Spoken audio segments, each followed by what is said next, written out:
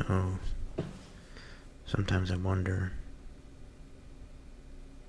why it is the case that even though I value something highly, that commitment to what I know to be valuable is often lacking.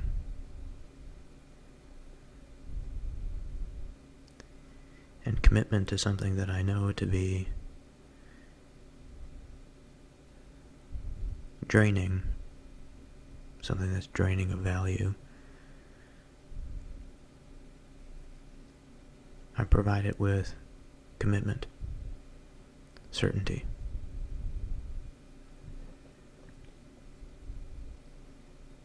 And it's within this antagonism between the knowing of the right, of understanding the proper place of value, and yet behaving contrary to it, that causes so much suffering and personal struggle.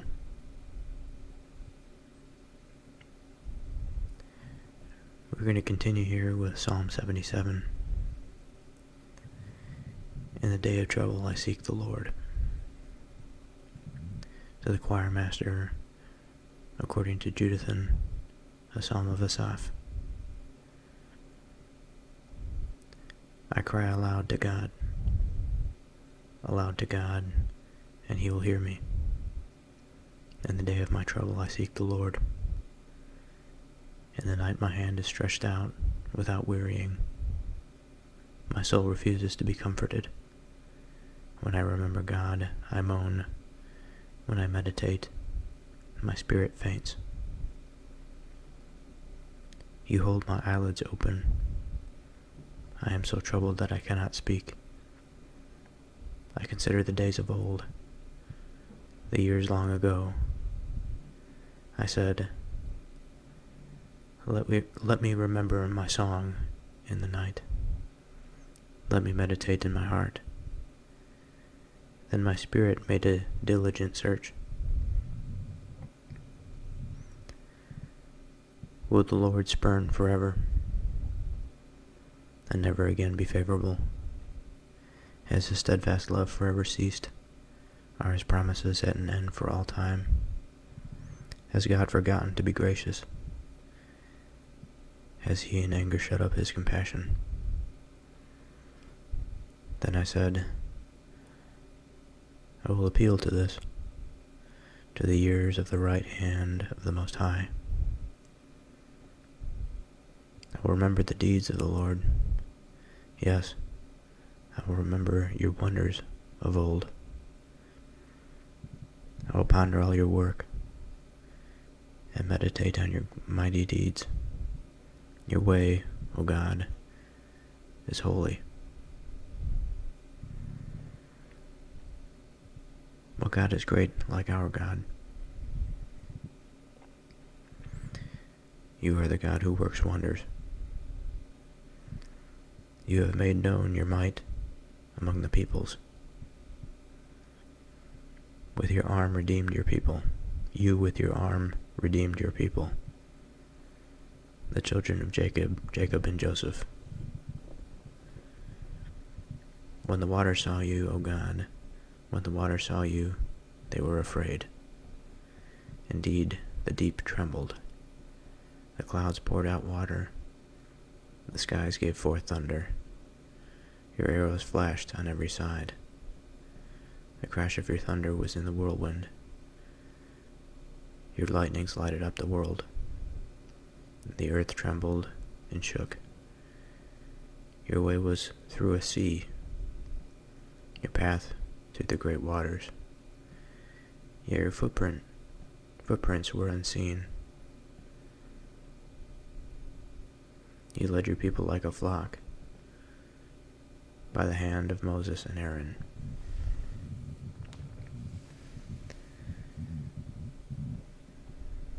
So this psalm has quite a bit of meaning to it.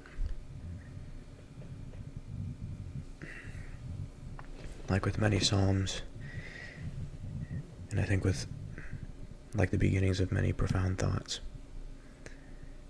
They begin with this origin, and I think often in man it begins from a place of suffering. I cry aloud to God,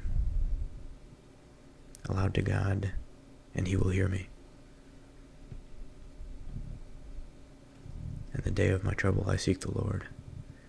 In the night my hand is stretched out without wearying. My soul refuses to be comforted. When I remember God, I moan. When I meditate, my spirit faints.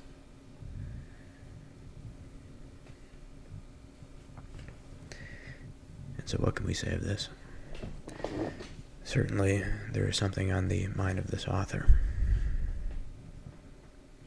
Something that troubles him. And the day has come for him to reckon with it, to appeal to something outside of himself for an answer.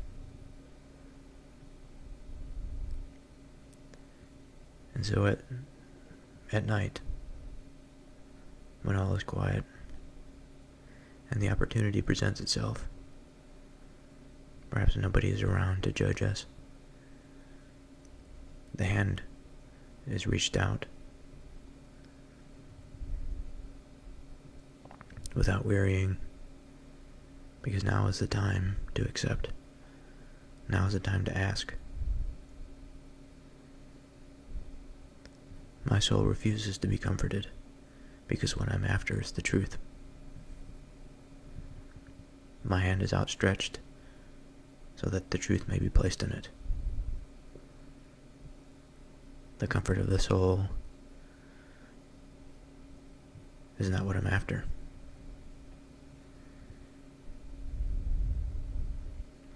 Perhaps I understand that if I do find the truth, I will receive peace. But as of right now, with my outstretched hand, I want the truth, even if that means pain. I want to know which way to go, the way to walk, so that I may avoid this position in the future. When I remember God, I moan. When I meditate, my spirit faints. This sort of insurmountable burden, the understanding of what one is attempting to do by reaching out the hand at night to accept this truth, to accept this God, to accept this judgment, to accept what one must do, referring back to my opening statement about aligning one's behaviors with one's values. Although this seems like the simplest thing that one can imagine, it can be quite difficult. It could cause one's spirit to faint. You hold my eyelids open, because without you, my eyes would shut. I would shy away from it. The light is too bright. What must be done is too difficult to contemplate. I am so troubled that I cannot speak. I consider the days of old, the years long ago. I said, let me remember my song in the night. Let me meditate in my heart. Let me return to that place that allowed me to seek the truth without the disruption in my confidence. For all the confidence that I need is faith. Faith in understanding the truth. Faith in pursuing the truth.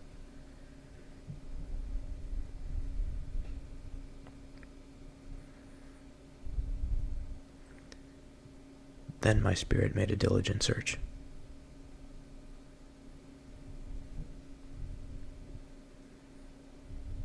Will the Lord spurn forever, and never again be favorable? Has his steadfast love forever ceased? Are his promises at an end for all time? Has God forgotten to be gracious? Has he, in anger, shut up his compassion? Lofty questions. And these questions, in a sense, are questions of faith. They're uncertain, even though they have found themselves in this condition of acceptance. Still we see this fluttering concern, this lack of certainty. Then I said, I will appeal to this, to the ears of the right hand of the Most High.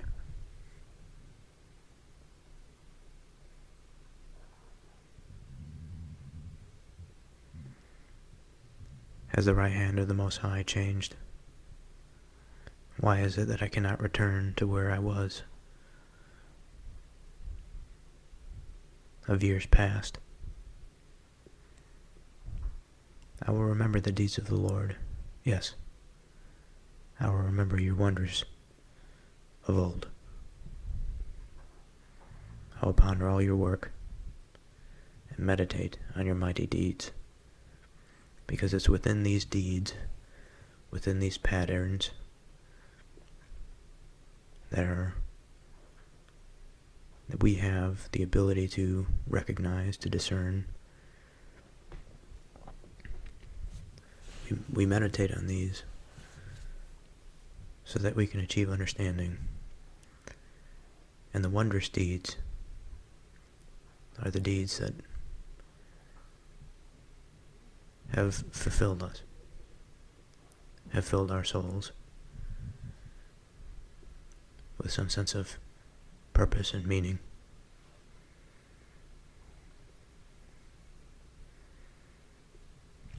Your way, O God, is holy. What God is great like our God? You are the God who works wonders. You have made known your might among the peoples. With your arm, redeemed your people, the children of Jacob and Joseph. Now these next few verses here, they're very symbolic, heavy. But I think when we get into this space, we really begin to see an expansion of the space itself, the volume that we are able to see. When the water saw you, O God, when the water saw you, they were afraid. And we have to remember the symbol of the water, this fluid substance, quick to change its form.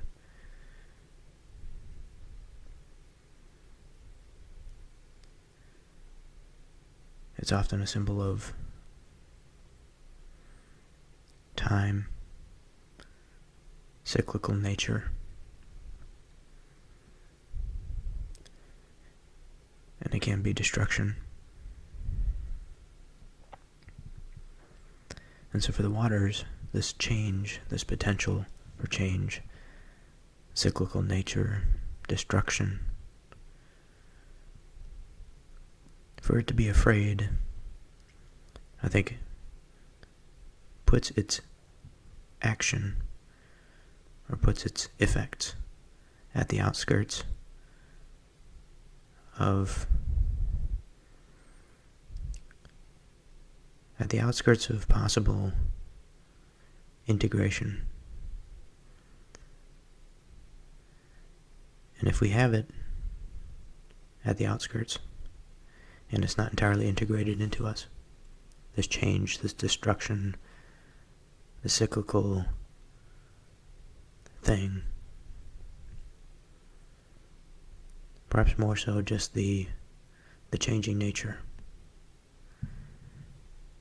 If it's at the outskirts, we can control it. Like we can observe an enemy outside of the gates. We can observe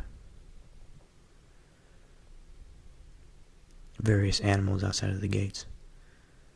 There are certain things that we just cannot house within our gates. Not all of them necessarily bad.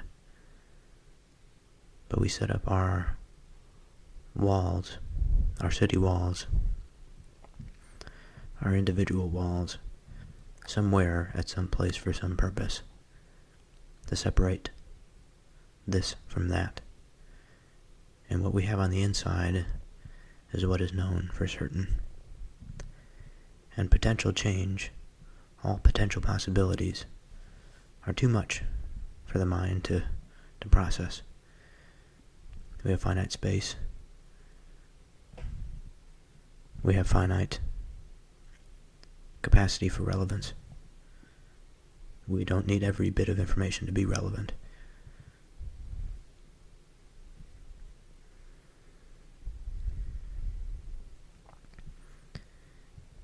Indeed, the deep trembled.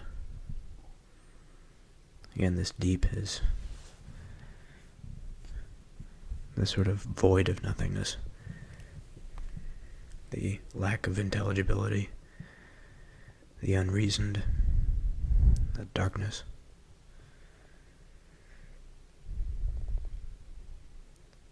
For it to tremble is for it to be afraid, nervous of the light, of the known, of the intelligible.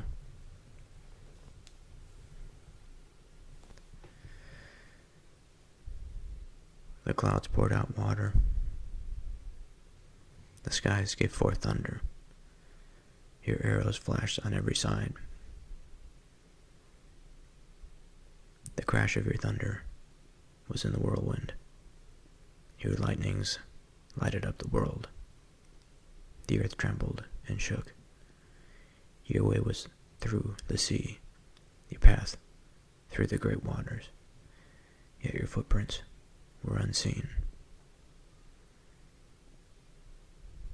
You led your people like a flock by the hand of Moses and Aaron. So that comprises verses 17 through 20. Now going back to verse 17, the clouds poured out water. And so I think this has to do with a symbol for abundance.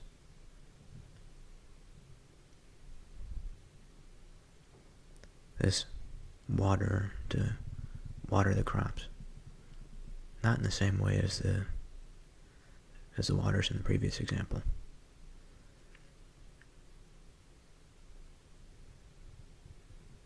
Because I think this has to do, although we can say that this is the same material substance, it is not at once the same meaning. Just as one can say that one loves another.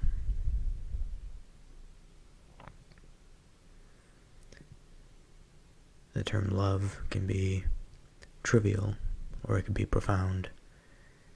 It can be humorous, and it can be serious.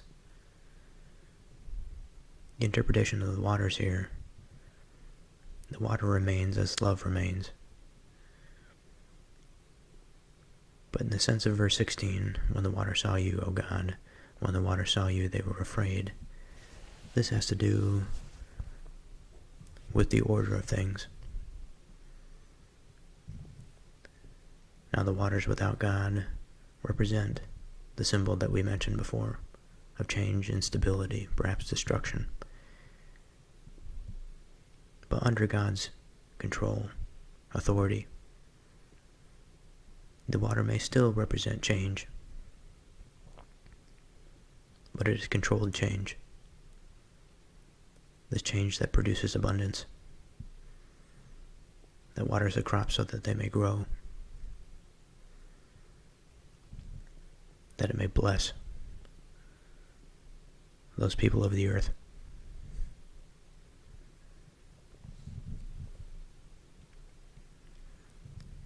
And it's followed by the skies gave forth thunder.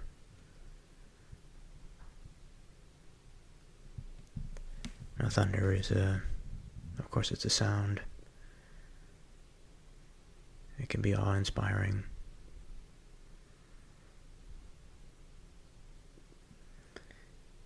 And I think it's a symbol of power.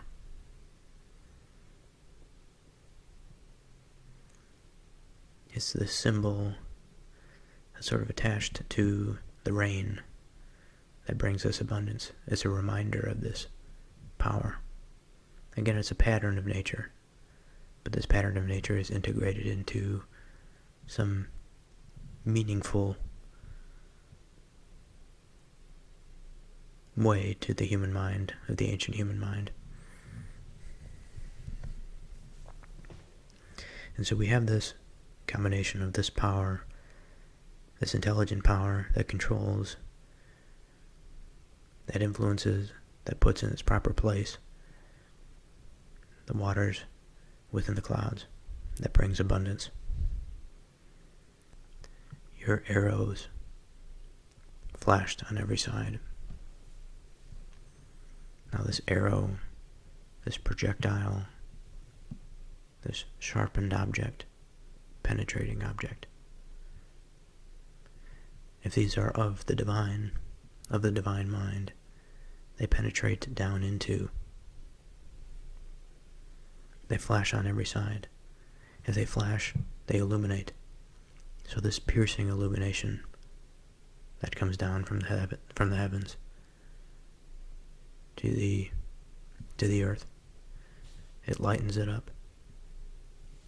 Again, returning to this idea of intelligibility, of giving order to things.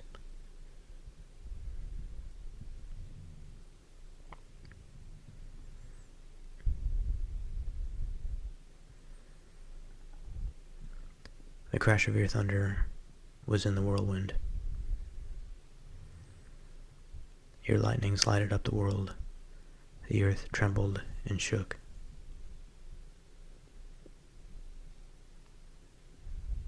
So again, the symbol of power within this whirlwind, within this chaotic spiraling, provides order and stability to it. Your lightnings lighted up the world. Again, it's just another way of saying a similar thing.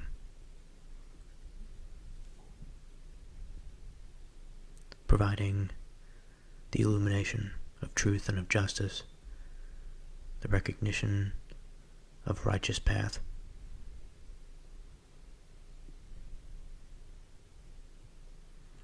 It provides understanding to even the darkest corners of our world.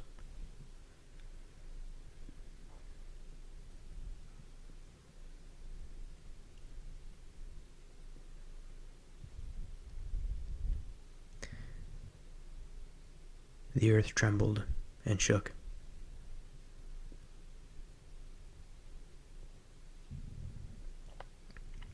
And so here the earth is changing. The earth has received something different. It has received the flash of the arrows.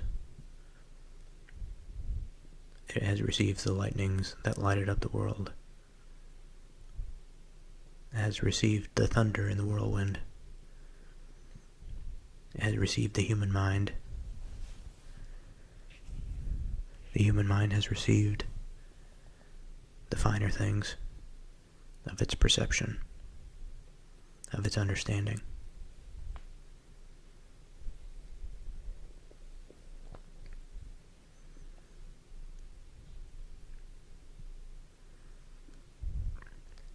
Your way was through the sea. Again, through the confusion, the way was piercing through this sort of unimagined reality. Your path through the great waters, yet your footprints were unseen.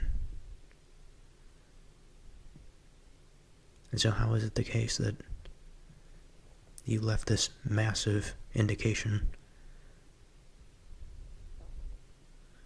You brought down this light to us.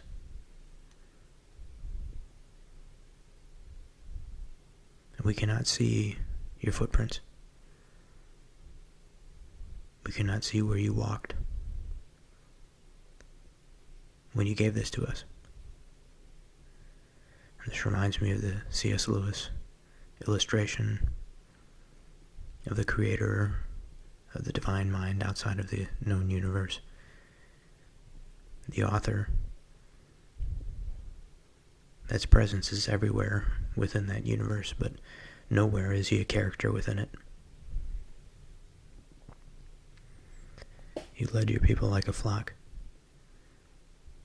by the hand of Moses and Aaron.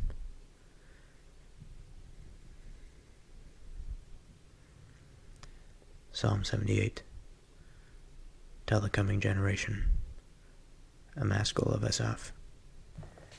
Give ear, O my people, to my teaching. Incline your ears to the words of my mouth. I will open my mouth in a parable. I will utter dark sayings from of old, things that we have heard and known, that our fathers have told us. We will not hide them from our children, but tell to the coming generation the glorious deeds of the Lord and his might, and the wonders that he has done. He has established testimony in Jacob, and appointed a law in Israel, which he commands our fathers to teach their children, that the next generation might know them, the children yet unborn, and arise and tell them to their children, so that they should set their hope in God, and not forget the works of God, but keep his commandments, and that they should not be like their fathers, a stubborn and rebellious generation, a generation whose heart was not steadfast, whose spirit was not faithful to God.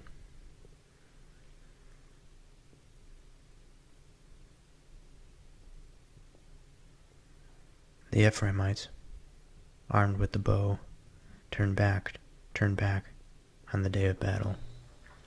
They did not keep God's covenant, but refused to walk according to his law. They forgot his works and the wonders that he had shown them. In the sight of their fathers he performed wonders in the land of Egypt, in the fields of Zoan. He divided the sea and let them pass through it. He made the water stand like a heap. In the daytime he led them with a cloud, and all the night with a fiery light. He split rocks in the wilderness, and gave them drink abundantly as from the deep. He made streams come out of the rock, and caused waters to flow like the rivers.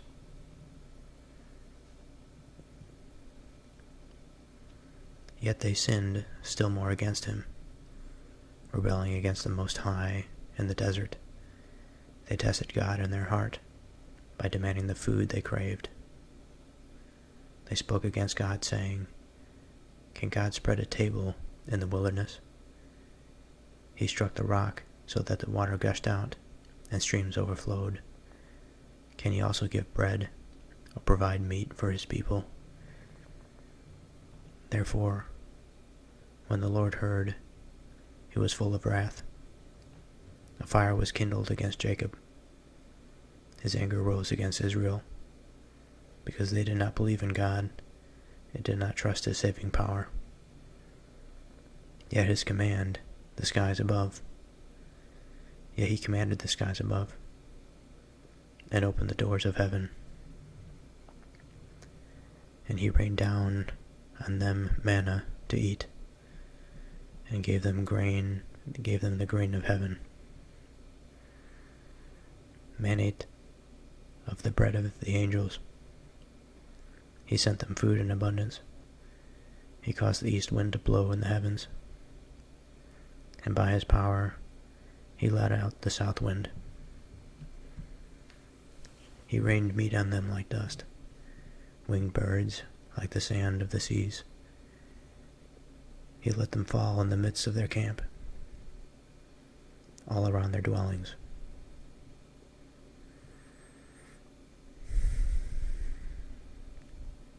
And they ate, and they were well fed.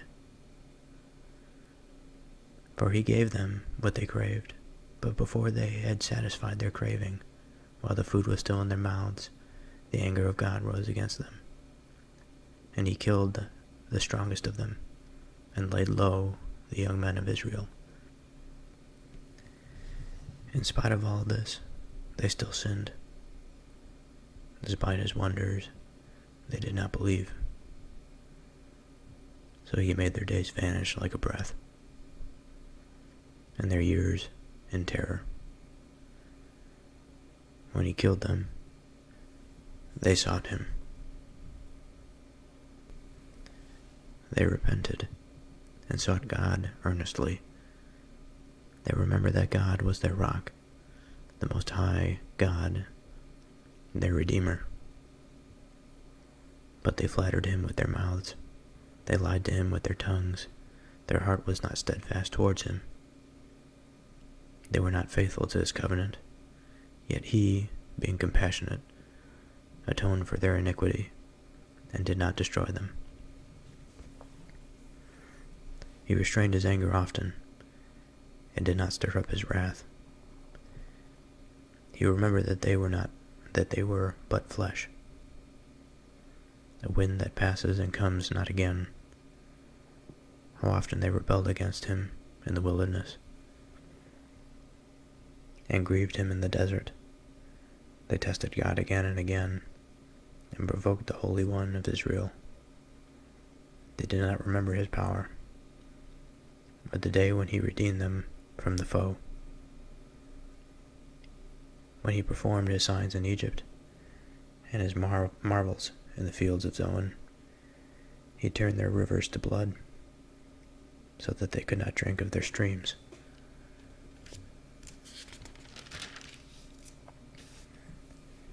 He sent among them swarms of flies, which devoured them, and frogs, which destroyed them.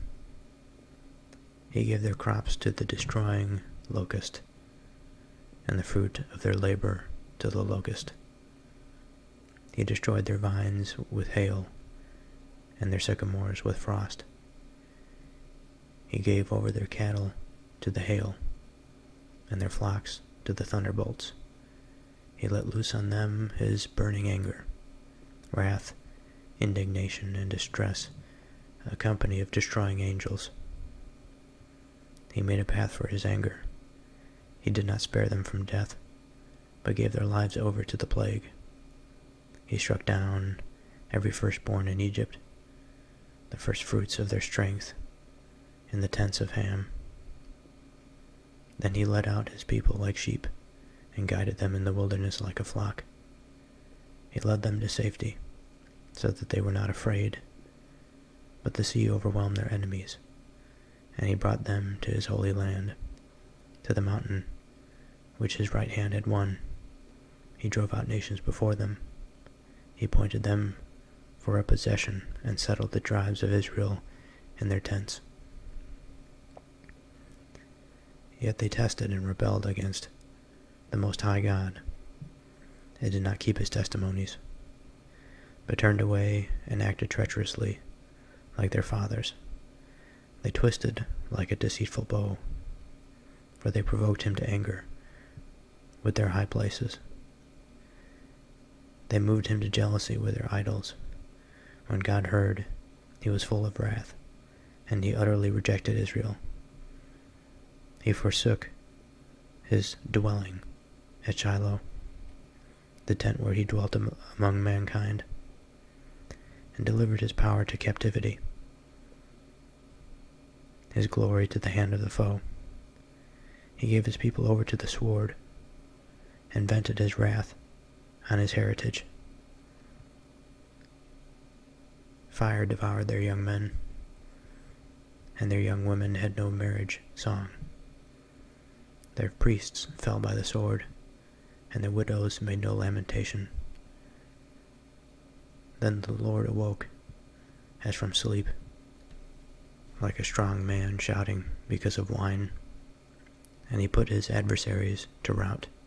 He put them to everlasting shame. He rejected the tent of Joseph. He did not choose the tribe of Ephraim, but he chose the tribe of Judah, Mount Zion, which he loves.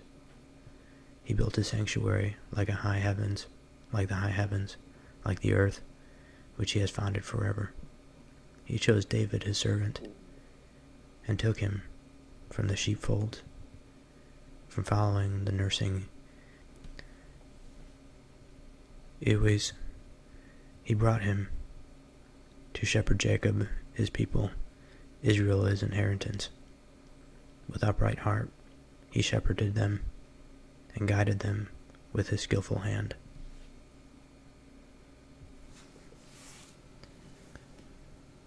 So tell the coming generation.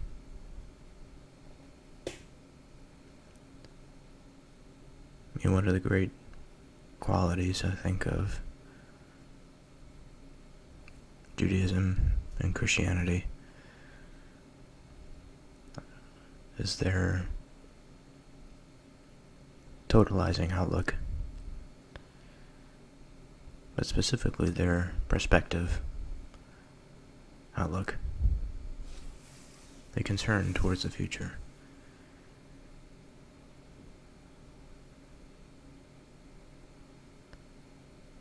In a tradition, you want something that transcends time, transcends place, transcends the individual who participates in it.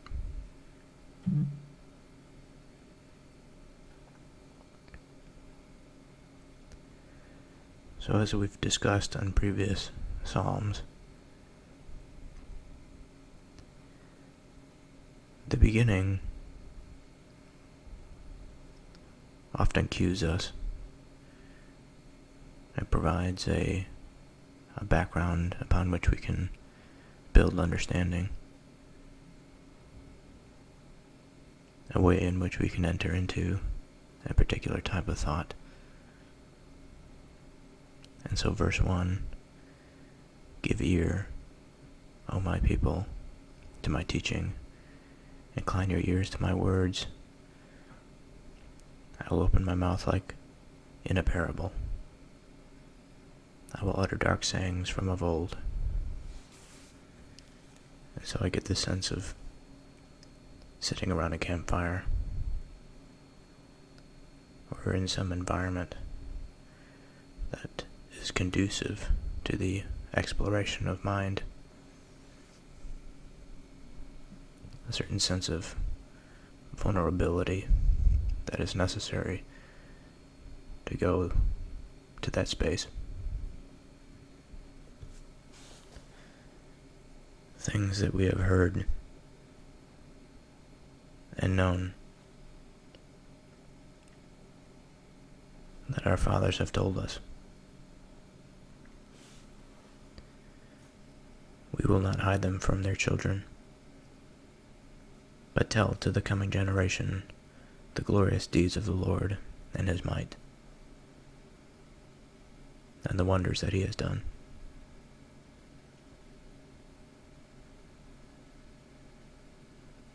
So again, it's this facilitation of mind that we enter into a certain space, a sacred space, that of fathers, generations to come, generations past. It illuminates a greater purpose, a greater sense to the whole thing, to the whole affair of existence.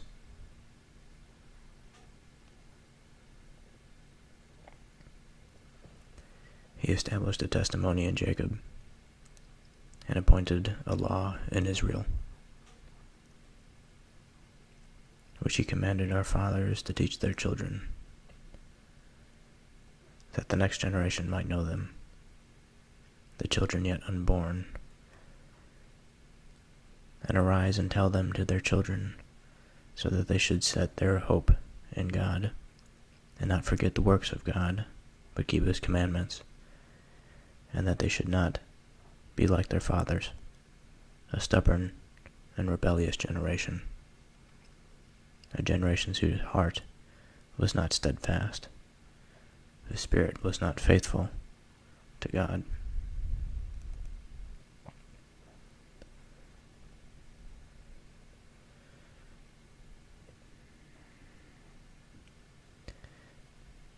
And so we have a tradition,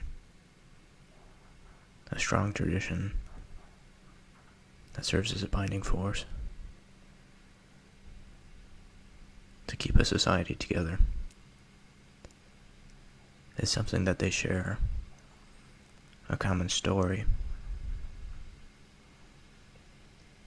And so we see common ancestry, common leaders,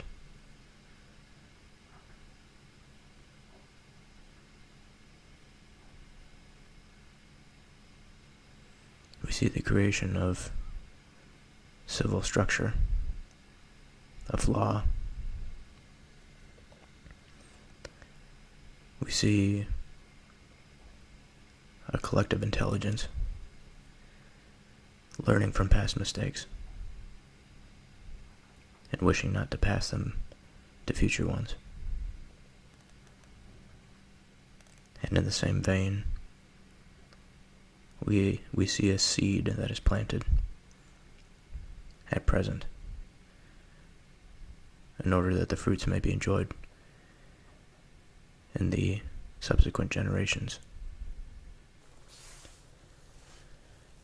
Now, upcoming here, in these upcoming verses, we see an interesting way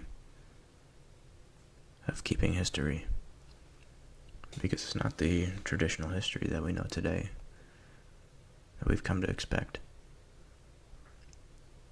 This sort of history of empiricism, rather than history of meaning. And so starting with verse 9, there's reference to the Ephraimites, which are a tribe of Israel. And so we see in verse 9, the Ephraimites armed with the bow turned back on the day of battle. We see them not keeping God's covenant, refusing to walk in God's law, forgetting God's works.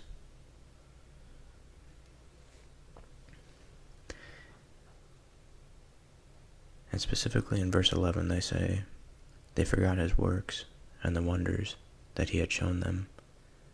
Verse 12, in the sight of their fathers he performed wonders, in the land of Egypt, in the fields of Zoan.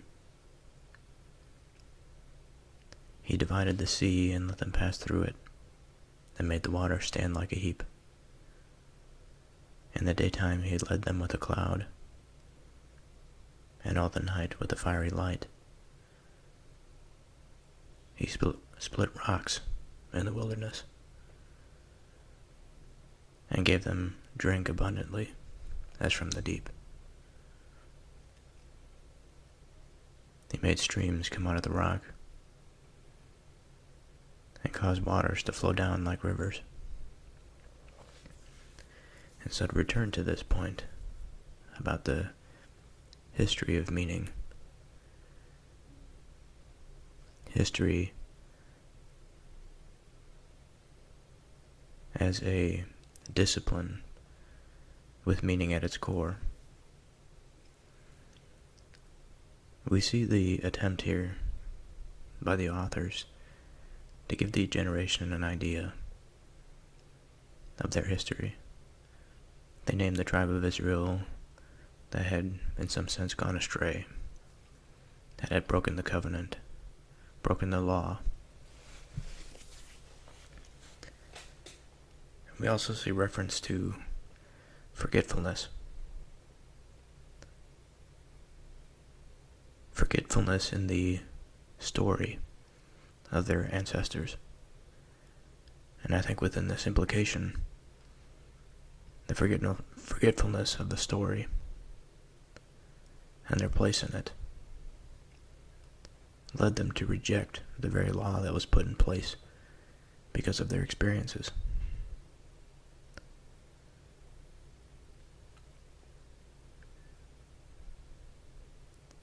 Now, if they forgot this, if they forgot that in the sight of their fathers, God performed wonders, if they forgot that he divided the sea and let them pass through it, if they forgot that the order to the chaos was within this faith and within this way of being, if they forgot that in the day they were led by a cloud, and all the night with a fiery light, that at all times and everywhere they were devoted to a purpose. They had something on their minds to guide them, to ground them and to root them. This forgetfulness uproots that. It uproots the tradition. It uproots the memory. It uproots the journey and the purpose, the connectedness.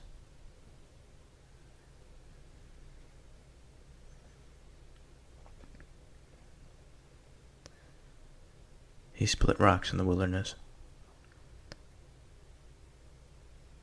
and gave them drink abundantly as from the deep. He made streams come out of the rock and caused waters to flow down like rivers. Again, more symbolism for abundance. That is to say, when Israel followed the way of God, when they found themselves in a particular way of being, they found abundance. They found something to guide them, a place to go, a purpose.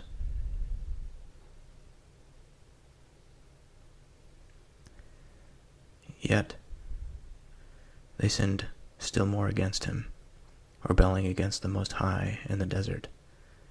They tested God in their heart by demanding food they craved. They spoke against God, saying, "Can God spread a table in the wilderness?"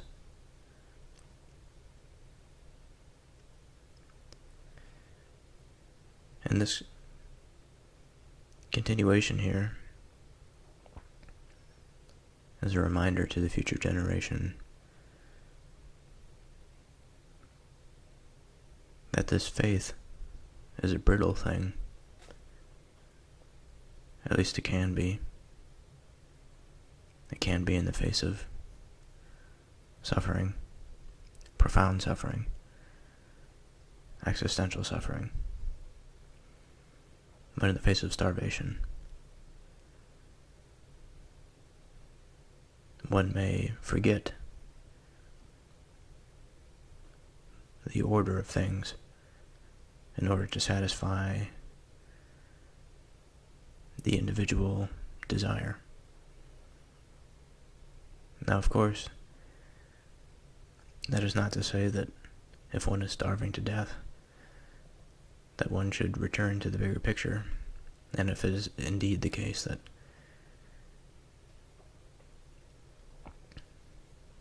the bigger picture is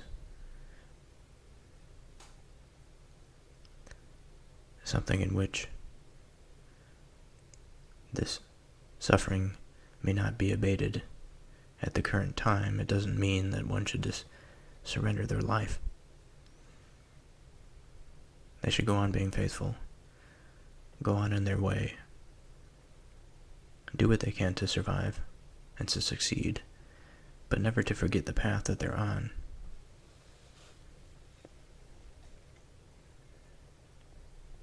Because if we're never consistent, then how can we see change and growth?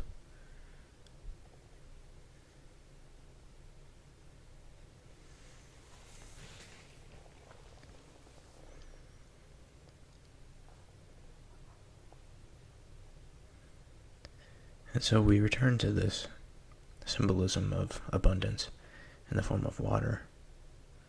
That is, he struck the rock so that water gushed out and streams overflowed.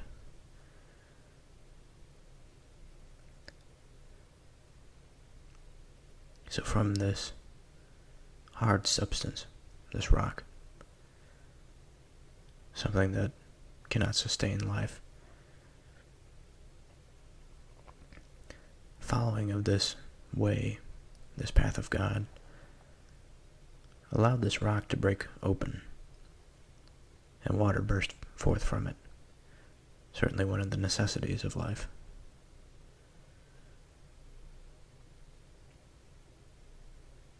But instead of saying thank you, we have a quote here that says, "Can he also give bread or provide meat for his people?"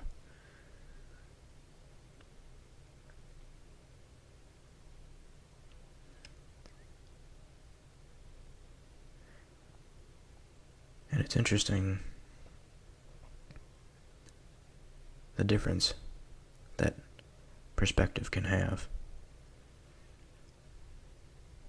Because either we can be thankful for what we are given in the current situation. In the case of the Israelites, they're suffering. And with this thanks, they move forward. They move forward in their path and in their way to find the meat and to find the lands for which they can plant their grain and make their bread. But again, it's this cursing against this projection of the ego into the ether, rather than accepting what is, what has been given in nature, and to be at peace with it.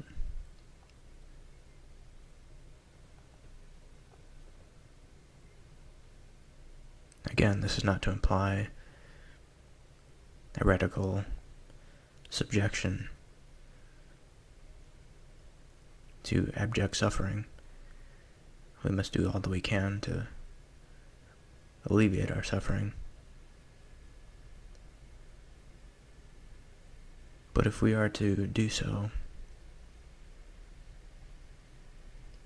it shall not come in the form of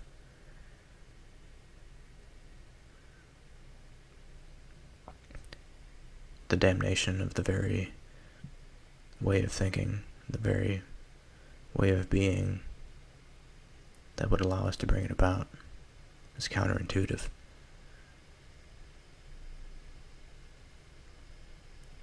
Therefore, when the Lord heard, he was full of wrath.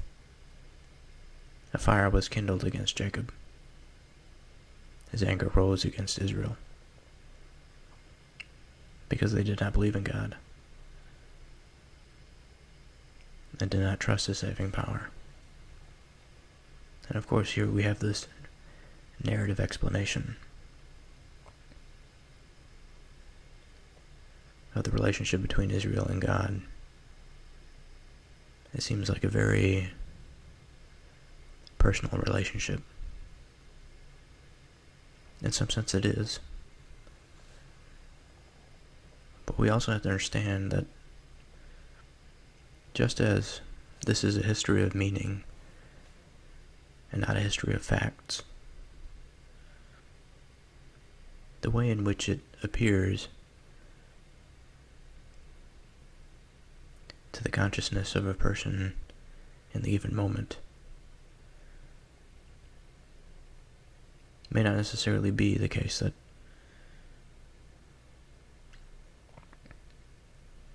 this wrath was, as one experiences a wrath from a scorned parent that wishes to ground us, to send us to our room. It's much more profound than that. The wrath comes from the truth and the consequences of one's mistakes, the ultimate divine judge that one cannot escape. This is true wrath.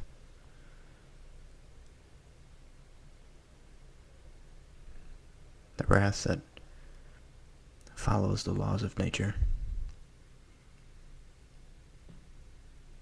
And if we are to delude ourselves into something otherwise, we fail to have a healthy harvest. We fail to walk in the right direction. We fail to find the very fundamentals for human subsistence and human flourishing.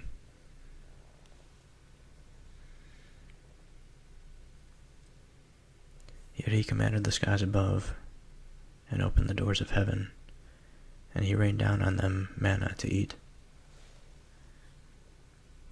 and gave them the grain of heaven. And this manna and this grain of heaven,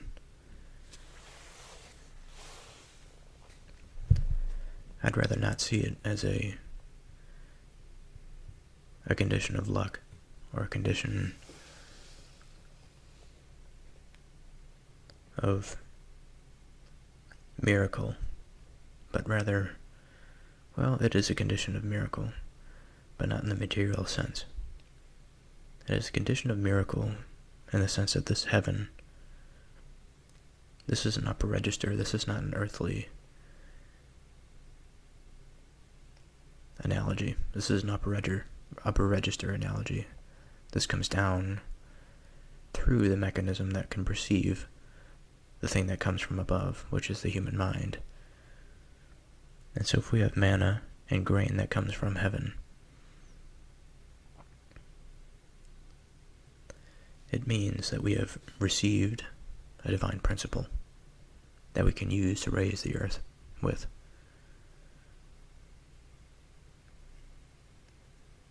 And so, if we are to return to a more modern view of history, this might be something like an invention of the ancient Israelites in terms of their agriculture, a way of understanding of how to produce food for themselves. But again, this sort of thing implies the heavenly principle. It implies having learned something from beyond that they can't quite, well, they attribute it to God. They attribute it to the sort of structure of reality that provides knowing for them.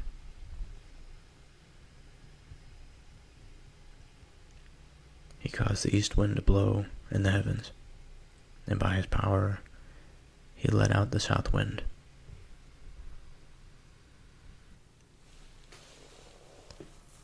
Now for my interpretation. I think this has something to do with a period in Israel's history.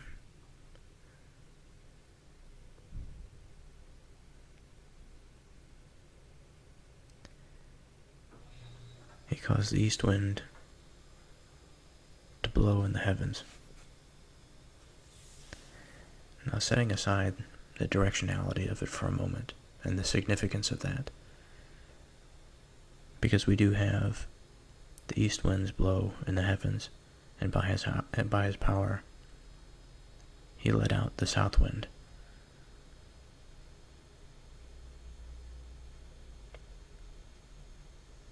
So that aside, if we were to zoom out a little bit and discuss the principle of the wind that blows,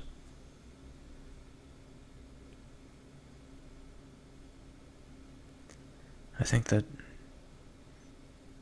one possibility, one interpretation, could be something of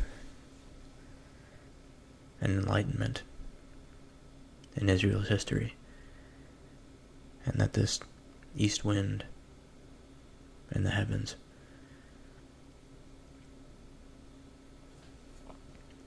and the release of the south wind by God's power is a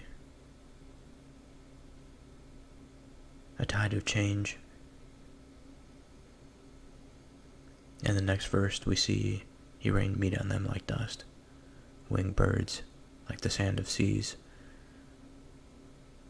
He let them fall in the midst of their camp, around all their dwellings. And they ate and were well filled, for he gave them what they craved.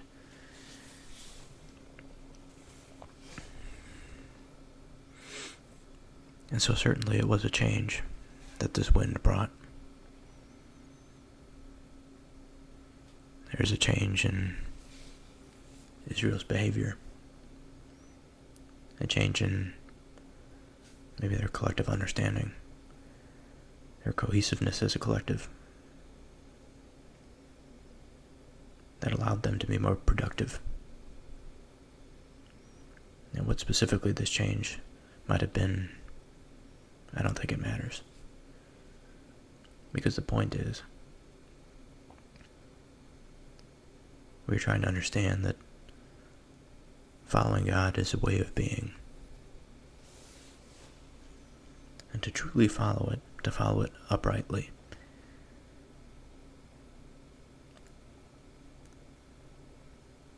is to accept the change, the heavenly change, and to reject the earthly, to reject if we were to use the human mind as an example, if the earthly principle is to be mapped onto the mind, we could perhaps represent it in the form of the ego, or some lower limbic desire for a particular type of food or a particular physical pleasure. And the upper register, more of the frontal lobe, cortical, fine reasoning perspective that allows us to put into action more reasonable plans for our subsistence and our existence.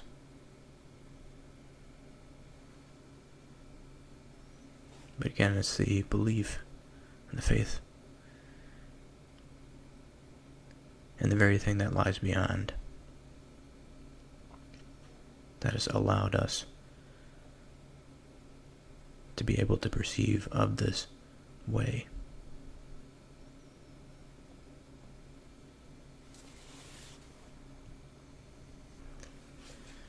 Now to return to the symbolism of the East and the South, I think there are many ways to look at it. The East can be seen as the beginning, something of creation, the rising of the sun, the establishment of a civilization,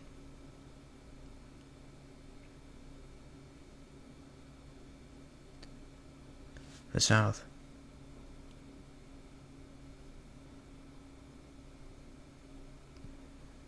perhaps can symbolize abundance, warmth.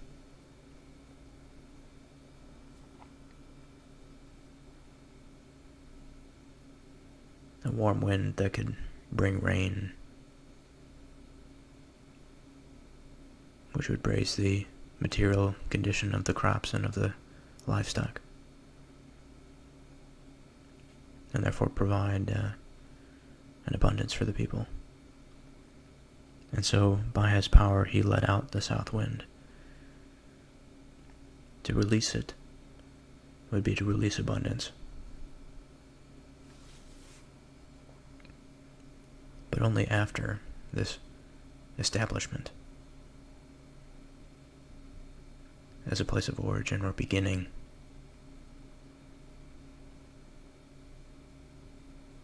This place of origin and beginning, this understanding, it must have been an understanding.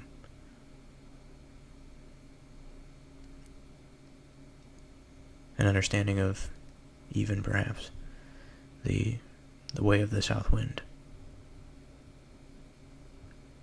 An understanding of the time and appropriateness, the planning involved with habitation, with agriculture, with livestock.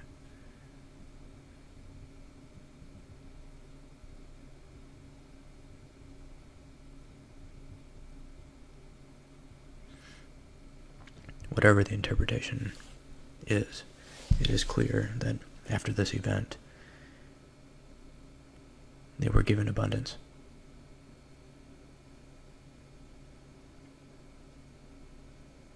But before they had satisfied their craving, while the food was still in their mouths, the anger of God rose against them.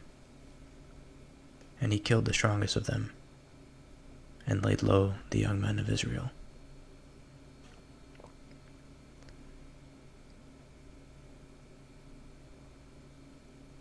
And so it seems that just as they got a good thing going, they took it for granted.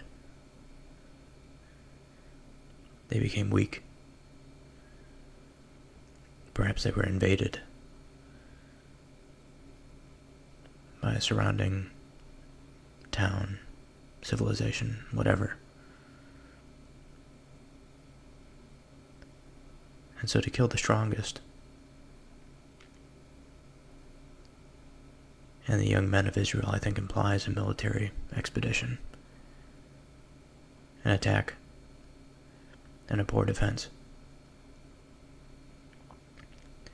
It could have also been something different, but adverse nonetheless, like a famine that took out many of the young men to hunt and work the fields and what have you. Whatever the case, something happened. And it was because of their behavior, because of their understanding that had gone astray, that allowed them to find themselves in that position for that effect to occur, or to be. In spite of all this, they still sinned. Despite his wonders, they did not believe. So he made their days vanish like a breath, and their years in terror.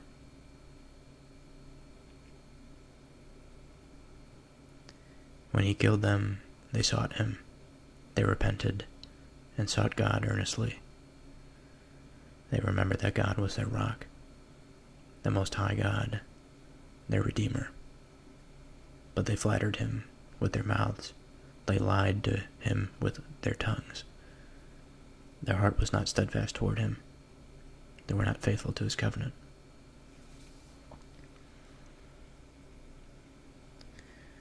And if this is not a perennial pattern of our experience in life, I'm not sure what is. Often we can ride quite securely, and for quite a long time,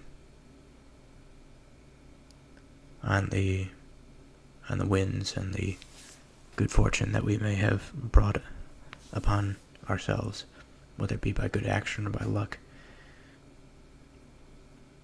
We ease into it, we surrender to it. We feel we can finally relax. And in some sense, there is a relief. But this over-relaxation, the giving in to and the worship of this satisfaction, I think blinds the eyes, and it causes them to forget, not to believe what had got them there in the first place. I'm reminded of the Rocky movies. You know, there's a familiar pattern in there of being on top, of being the best. The situation in which one has to work harder to fight a tougher foe. One has to remember the fundamentals of training. Just as he fought the Russian. The Russian had all of this advanced scientific equipment, and yet Rocky, his training returned to the fundamentals, to the roots.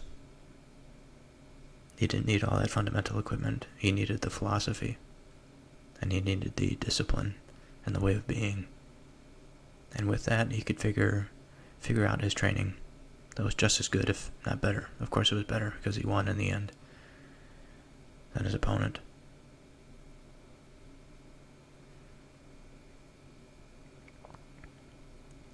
And so I say that to say that I see that in these verses.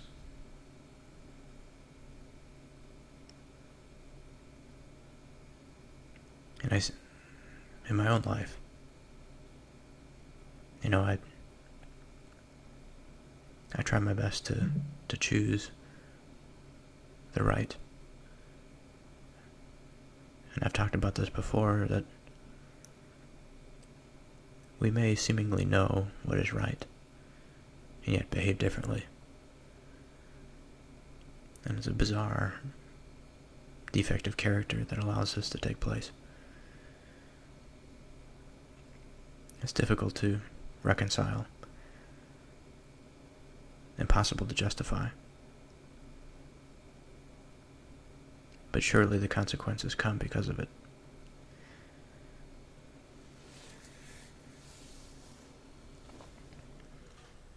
And the key in verse 37, their heart was not steadfast towards them. And the steadfast is the truth.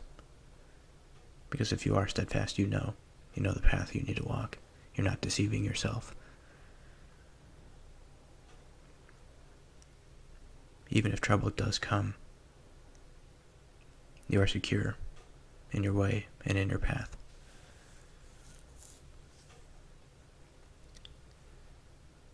And that's not to say that one that is secure in their path and in their way is right.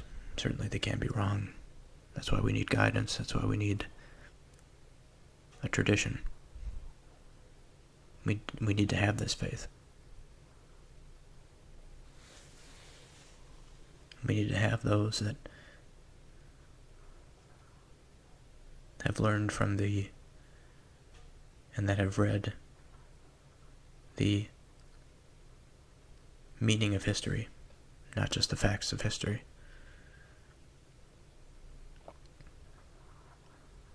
We need those that philosophize and think of what the highest of the highest values are, and how they should be structured and how they should be ordered, and how it should come down to us in the form of the way that we are and the way that we be, the way that we interact with one another, the way that we form our families.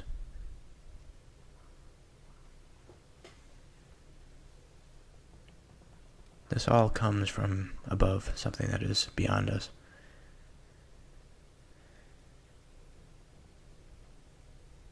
But if we reach for it, we stay disciplined, regardless of the changing of the seasons and the difficulties of nature's laws, we will find peace.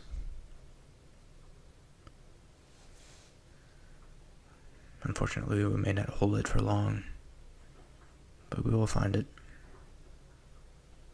Perhaps we will keep it for a few generations.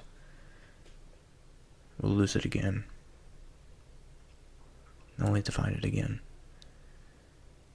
But just because this pattern is likely to continue doesn't mean that we should stop trying.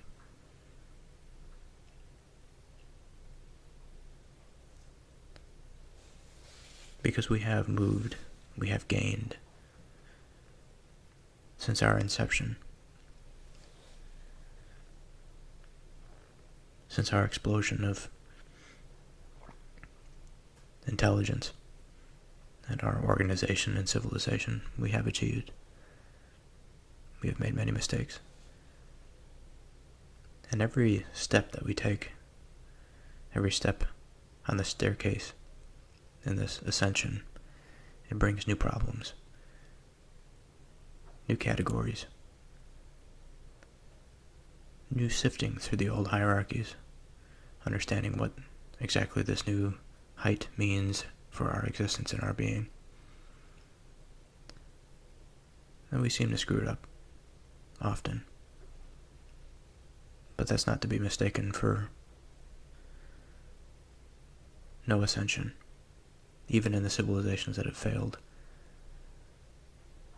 We continue.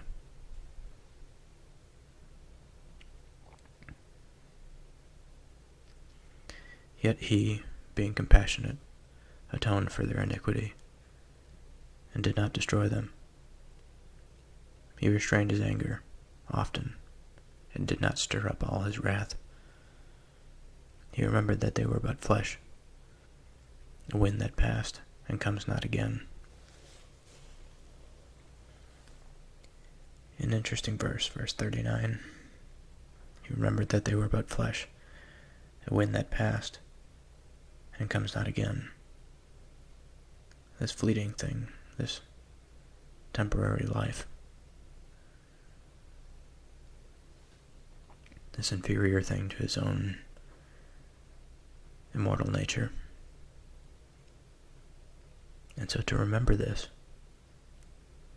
to understand that this creation of a mind that is conscious, that is able to perceive of heaven, the heavenly principle. They're not perfect, they're temporary beings.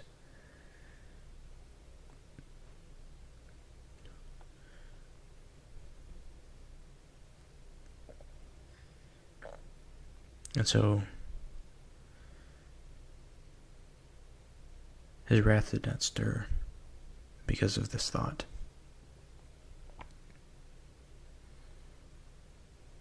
I have to wonder, is it because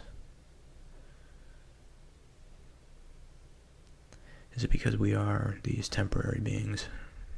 We have this finite existence. We do such a poor job at maintaining culture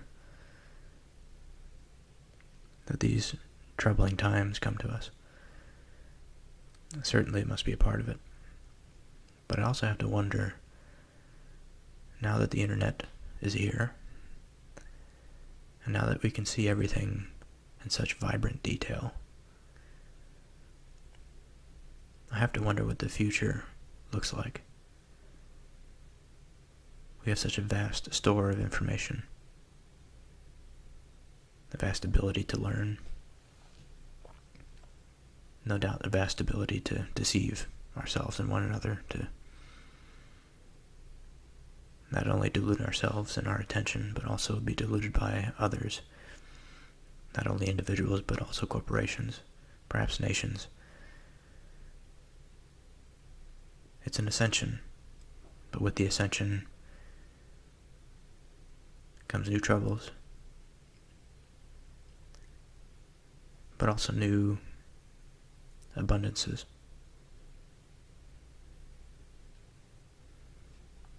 It's interesting. how often they rebelled against him in the wilderness and grieved him in the desert. They tested God again and again and provoked the Holy One of Israel. They did not remember his power or the day when he redeemed them from the foe, when he performed his signs in Egypt and his marvels in the fields of Zoan.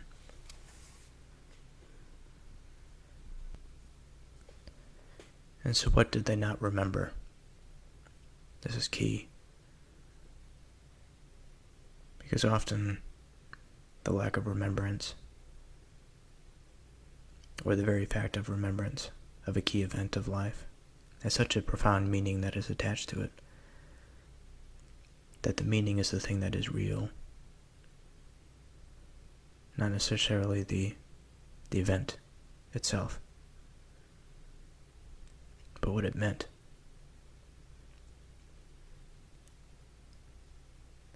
And so if we fail to remember, if they fail to remember the 400 years of slavery in Egypt, and they fail to remember what is a miracle given those 400 years, and of the leadership of Moses confronting the Pharaoh, and the resultant plagues that afflicted Egypt, whatever form it might have taken, whatever context that might have been.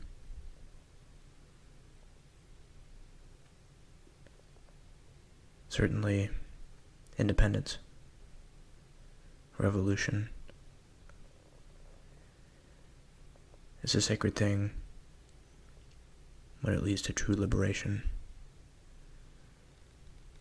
It's a true miracle, I think, of mankind to find ourselves in that position, because all of a sudden it seems that the mind, the collective mind, seems to understand what is right, and that is truly in line with the divine will.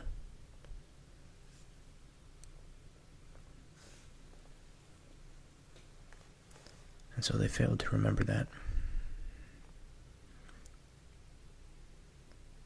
He turned their rivers to blood so that they could not drink of their streams.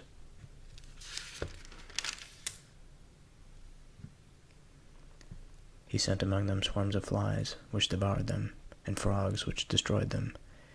He gave their crops to the destroyed locust, and the fruit of their labor to the locust. He destroyed their vines with hail, and their sycamores with frost. He gave over their cattle to the hail, and their flocks to the thunderbolts. He let loose on them his burning anger, wrath, indignation, and distress, a company of destroying angels.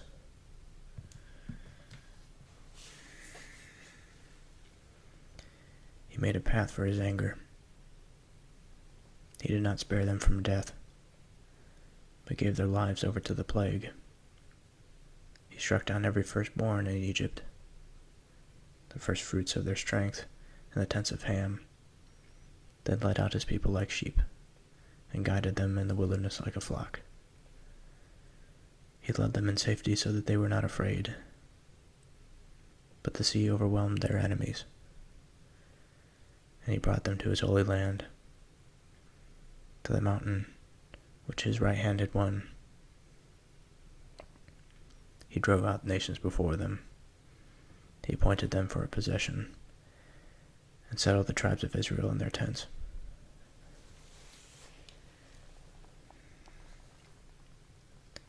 And so here we see this profound suffering that culminated to a point, given that 400-year history of slavery, profound institutional dysfunction in the land of Egypt, in the nation of Egypt, in the society of Egypt, that they could not They could not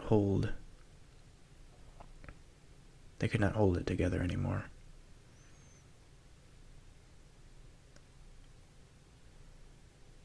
What at one time functional institutions prevented the devastating effects of a potential famine or a plague by storing crops or having healthy procedures to deal with disease. The institutions probably failed to do so. And the Israelites, having a common bond, that bond strengthened under that suffering. And a leader emerged among them in Moses. And they found the way. They found the divine calling. It's a beautiful story. But again, we are reminded of how devastating the forgetfulness of such stories can be. Yet they tested, rebelled against the Most High God, and did not keep his testimonies, but turned away and acted treacherously like their fathers. They twisted like a deceitful bow, for they provoked him to anger with their high places. They moved him to jealousy with their idols. When God heard, he was full of wrath. He utterly rejected Israel. He forsook his dwelling at Shiloh, a tent where he dwelled among mankind.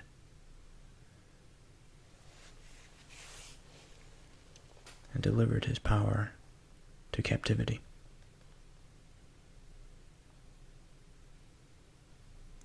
His glory to the hand of the foe.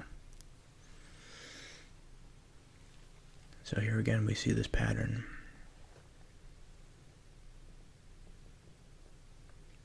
of these symbols and the practices losing their meaning. And in that loss of meaning comes hardship.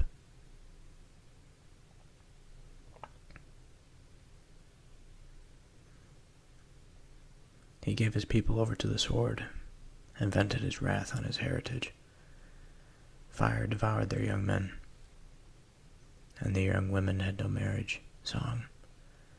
Their priests fell by the sword, and their widows made no lamentation. So here we have reference to this decline of cultural character, of moral depth, of the depth and richness of feeling, and of the fullness of the human capacity. Again, it's wound up in this meaning. Then the Lord awoke from his sleep, like a strong man shouting because of wine, and he put his adversaries to rout. He put them to everlasting shame. He rejected the tent of Joseph. He did not choose the tribe of Ephraim, but he chose the tribe of Judah, Mount Zion, which he loves. He built his sanctuary like the high heavens, like the earth, which he has founded forever. He chose David his servant, and took him from the sheepfolds, from following the nursing ewes. He brought him to shepherd Jacob his people, Israel his inheritance. With upright heart he shepherded them and guided them with his skillful hand. So with that I'll finish, but I'll finish with a closing remark.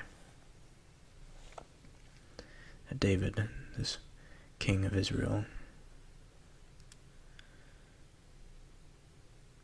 I'm reminded of the reluctance of God, I think, to then elect a king of Israel to be ruler over the tribes of Israel.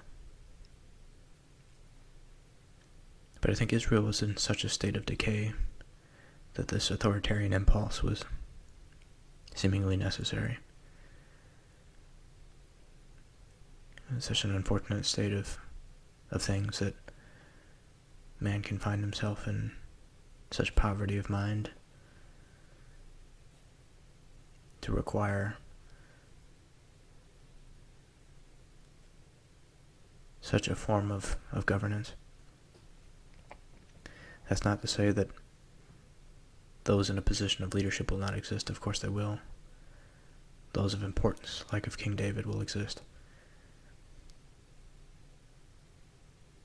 But the matter of placing such heavy authority into the hands of such few, I think, is a sin and a potential danger. But again, those that do find themselves into natural positions of leadership, or who are natural leaders, or who work to find themselves to be experienced enough to have the wisdom of a leader, they certainly should be listened to. But it's within the nuance, I think, that we have to rest. Again, this recognition between arbitrary, undue authority, the authority of God, into the hands of man, but also the importance of listening to the leader, the importance of the role of the leader in uniting people and expanding the conscious mind.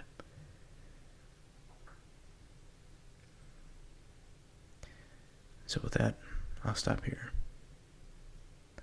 Next time, we continue with Psalm 79. How long, O Lord? A psalm of Asaph.